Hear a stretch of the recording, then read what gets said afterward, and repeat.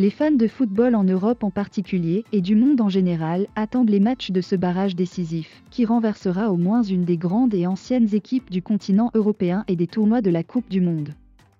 Le tirage au sort n'a pas épargné les équipes italiennes et portugaises et les a mises dans une éventuelle confrontation si chacune d'elles passait les demi-finales du barrage. Les épreuves de barrage se déroulent cette fois différemment que par le passé, puisque les 10 équipes qui se sont classées deuxièmes de leur groupe lors des éliminatoires européennes se sont qualifiées pour cela, et 2 équipes les ont rejointes via la Ligue européenne des nations. Le tirage au sort du supplément européen a abouti aux équipes d'Écosse et d'Ukraine en demi-finale de la première piste, et ce match a été reporté à la demande de l'Ukraine à la lumière des circonstances de la guerre russo-ukrainienne en cours, tandis que les équipes du Pays de Galles et l'Autriche se retrouvent dans l'autre confrontation en finale de cette même piste. Dans la deuxième piste, l'équipe polonaise était censée rencontrer son homologue russe, mais l'Association internationale de football, FIFA, a été exclue des éliminatoires en raison de la guerre russe contre l'Ukraine.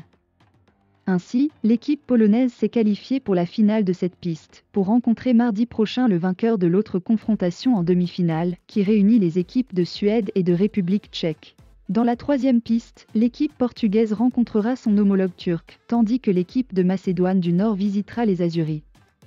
Les 2 confrontations de la troisième piste attirent le plus l'attention, puisque cette piste renversera au moins une des équipes italiennes et portugaises. L'équipe nationale italienne n'a pas réussi à atteindre la finale de la Coupe du Monde en Russie 2018, les Azuris ont chuté en barrage en 2017 face à leur homologue suédois, pour manquer la finale pour la première fois après 14 participations consécutives en finale depuis 1958. Alors que la confrontation avec la Macédoine du Nord semble facile en théorie, les Azuris redoutent ce match, d'autant plus que l'équipe de Macédoine du Nord a été l'une des équipes qui a contribué à l'absence des Azuris à la Coupe du Monde 2018, alors que le match des 2 équipes à Turin s'est terminé en un match nul 1-1 après que les Azuris aient gagné 2-3 lors du premier match dans le camp adverse.